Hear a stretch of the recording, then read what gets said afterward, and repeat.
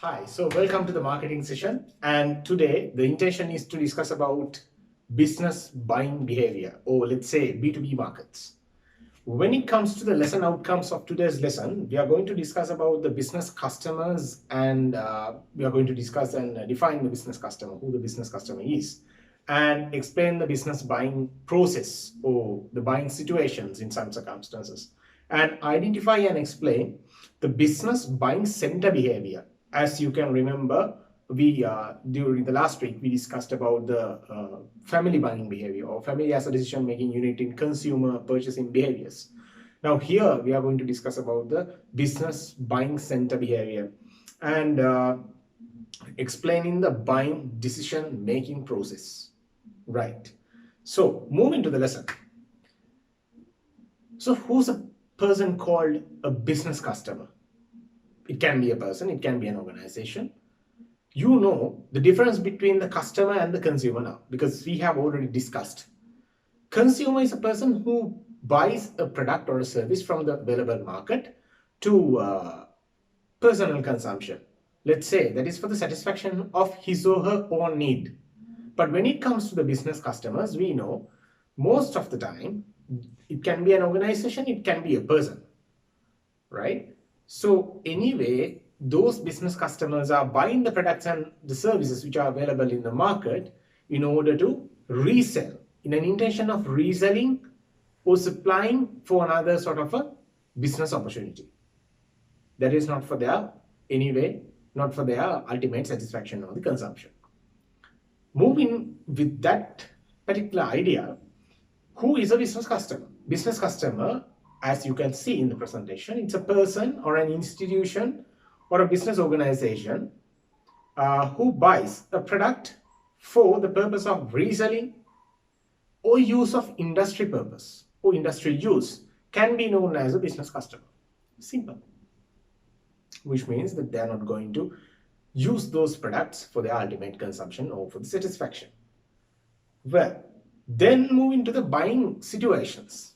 Now we talked about, we discussed about the business consumer buying situations known as, convenience goods were there. And, there were so many circumstances of buying, right? Regular buying, right? But when it comes to the buying situations of a business customer, those are pretty complicated, I should say. But of course, we can also find out three types of buying behaviors or buying situations of business customers. Now, assume a situation of you being a CEO of a company. You being a CEO of a company, you are the central point to make the decisions. Or maybe, let's say, you are the financial control of a company. So all these finance decisions and purchasing decisions are made by you, right? So when it comes to, let's say, your company is a construction firm. Let's assume. In a construction firms, what are the things that we need to construct the buildings and things? Let's say, for cement, you may be having a supplier, or let's say the suppliers. And selecting all these suppliers is up to the financial controller. Because why? You have to evaluate all these financial aspects, the price of it, the quality of it. Everything has to be defined by the central purchasing person. Fine. Move into the first buying situation. We call it as straight rebuy. Let's suppose that you are a company which is in the existence. So you may have bought before as well. Bought before from the same supplier. I'm not going to mention any sort of trade names here for the cements, but of course, let's say trade name called ABC. That is a trade name. And you may have bought some of the commodities for your previous projects as well from that particular supplier. So if you are making your decisions to buy some sort of a commodity for your present project from that particular supplier, we call that condition or the buying situation as a straight rebuy situation, because there are no modifications. We are going to, just continue the deals with the same supplier and the same product, right? So the straight rebuy situation can be defined as the industry purchaser will buy the products in the usual manner, right? So as you can see in your example, construction partner for piling purposes buys the cement from a recognized supplier by the firm. There are no modifications. Fine. But when it comes to the second circumstance, let's say modified rebuy, that is the second one. Why do you need to modify your buying situation? Because you may have met with some circumstance of defects, or probably with some of the price changes, inflationary situations, so many aspects. But when it comes to the modified rebuy, you will make some arrangements to change your supplier, change your particular product from that brand, right? You will make a decision on that. So let's say business purchaser has to do some modifications on the commodities. It can be based on the number of things or number of commodity that you buy, or let's say it can be the brand that you buy. It can be that you are going to change your supplier for the present case, right? So these are the modified rebuying situations, right? Okay, we'll move. Then when it comes to the next situation, that is the third one. As I told you, there are three types. Third one is a new task buying behavior or buying situation. What do you mean by a new task? Let's say, even though you are a company which is in the existence, but this task which you are going to do by this time was not done by you before. So because of that, you must make a fresh decision to go with. So in that case, let's say new task, in the sense it's a totally new task to your firm. It's a totally new task to your organization, where you are going to make a decision very, it's the very first time that you are going to make the decision on your suppliers and the commodities. So for them, we call as a new task buying situation. In that case, I've given an example saying that a clothing company wishes to engage in perspex packaging, right? Someone could have done this, but still the company is going to spend over perspex packaging and buying a machinery for the perspex package products. Now, being a company who produces or manufactures clothing, they do have sort of a knowledge about the machinery is available for this clothing production.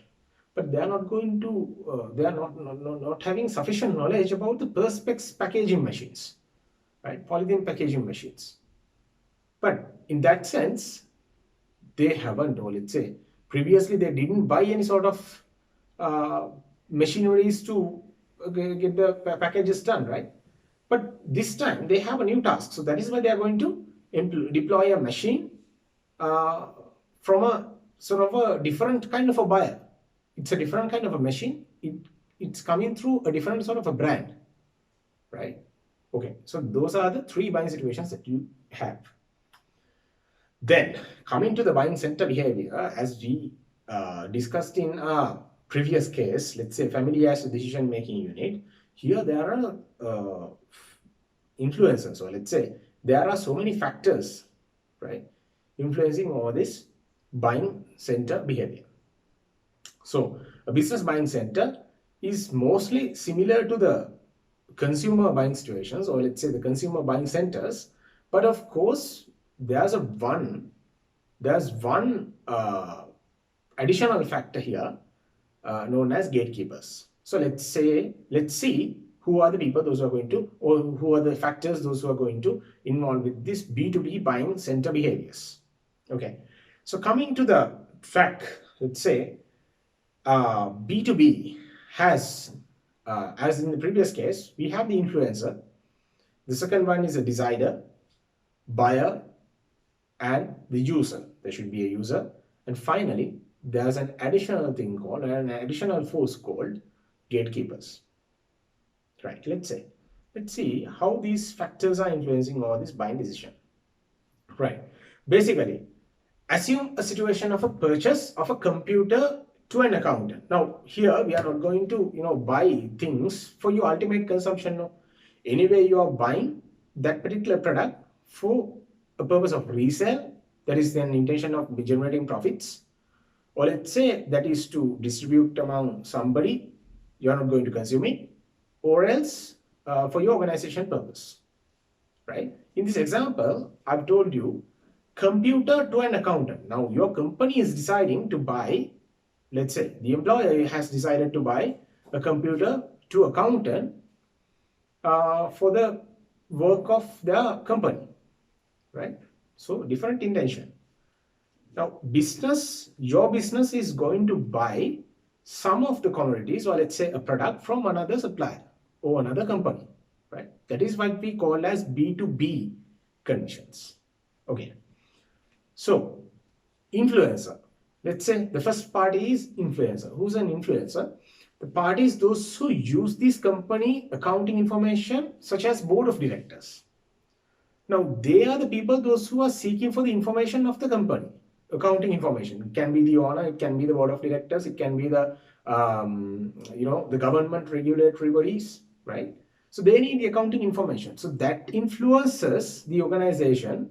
Those are influencing over the organization to buy this particular computer to the accountant. So that is the,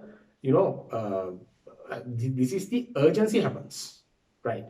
So then the decider, who's the person going to decide over this? Now, the senior person, let's say the managing director or maybe the financial controller, is going to decide on the requirement of this computer. There's a requirement, right? It's got sort of a justification. Now, they are going to decide over purchasing of this machinery, right? Then the third one is the buyer. So normally, when it comes to organizations, there are central purchasing departments, or let's say the stores basically, or the purchasing department, or even the finance department finance departments do purchasing. The buyer can be employer itself, but still, purchasing department or the stores or the person who involves with buying circumstance or buying situation.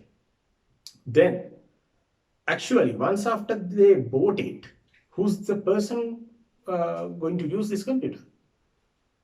The accountant, right? Then it's clear. Now, influencer, decider, buyer, and user. There are 4 parties, right? It's very clear. But when it comes to gatekeepers, who are the gatekeepers? The people, those who restrict, or let's say those who make some sort of, let's say, discourage the information which are coming to the purchasing decision making. So those are known as gatekeepers. It can be some of the other directors, maybe if the managing director wants to buy the accountant a very good computer, but still some of the, considering about their profit margins and all these things and that thing, making a decision like it's not going to, it's not easy, right?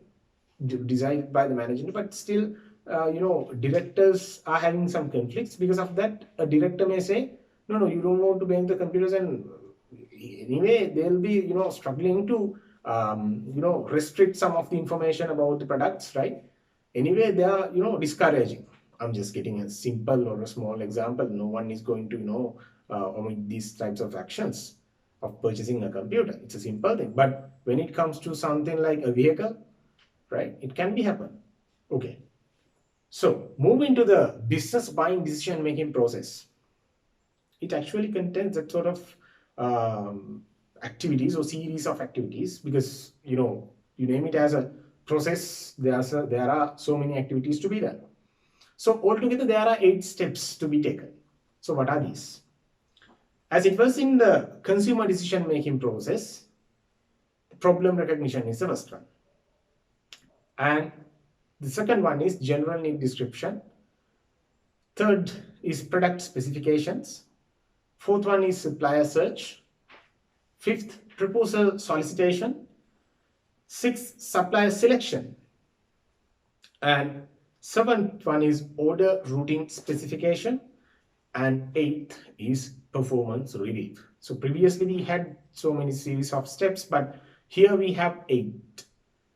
So the reason is, here you are not just going to decide on this buying decision by your own, because you are not only the person who's going to decide on this buying decision.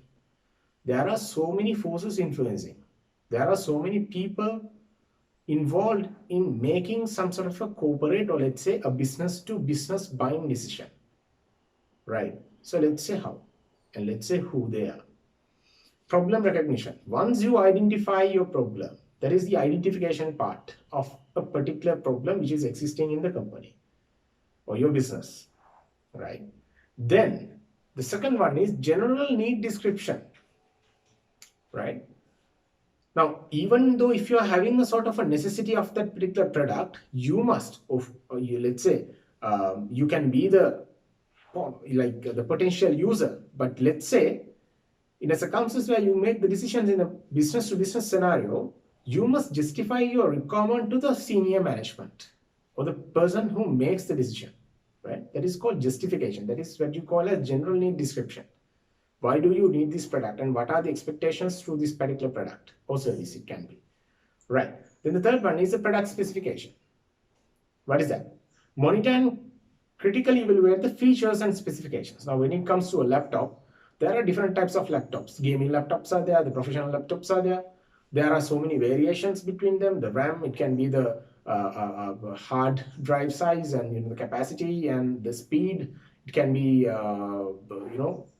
different types of things, right? And also if you do have so many features, like when it comes to the laptops of the construction designing and this thing and that, especially when it comes to engineering, so they probably need to buy some laptops with touch screen features, right? But when it comes to an accountant, it doesn't matter whether they're having the touch screen. No, it's not a sort of a normal screen, right? So you must be aware of these product specification. What are the things that you need, right?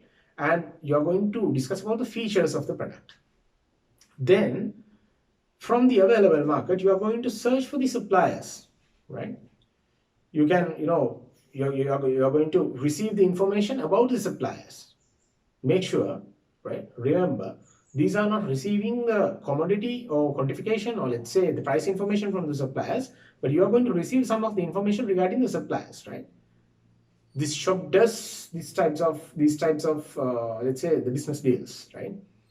This is a mobile phone shop. This is a laptop shop, right? There are so many types of shops available. So out of them, you are going to receive what are the places, or like let's say where are the places that you can make your purchase, right? Then the next one is proposal solicitation. That is where you are going to call over the quotations and price descriptions from different suppliers, and you make a comparison through supplier selection. It can be because of the price, it can be because of the quality and the warranty that they are giving, it can be because of the after sale services, right?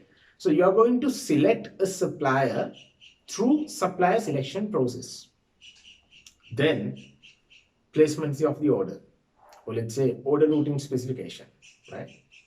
How many lead time, or let's say what is the lead time of that particular product? Lead time in the sense the duration that it may get to receive to your doorstep, right?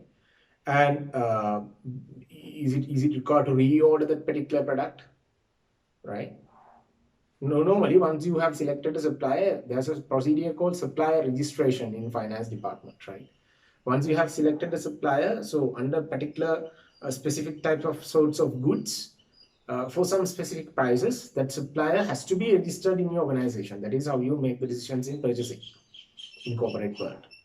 Then the final one is performance review. That is still like the post-purchase behavior, because you're going to continuously monitor about the performances of these business deals. Whether the products are quality and is it durable, is it worth enough to buy it, right? So these much of things you will be concerning about the products, right? So those are the things that I've focused, and those are the things that I need to discuss today. So hope you all guys enjoyed it well and you understood it well, understood the session, whatever the things that I've explained. And if you do have any concerns, you may send me a mail, or else also you can use the comment boxes to comment over this video. And thank you very much for joining us. Thank you.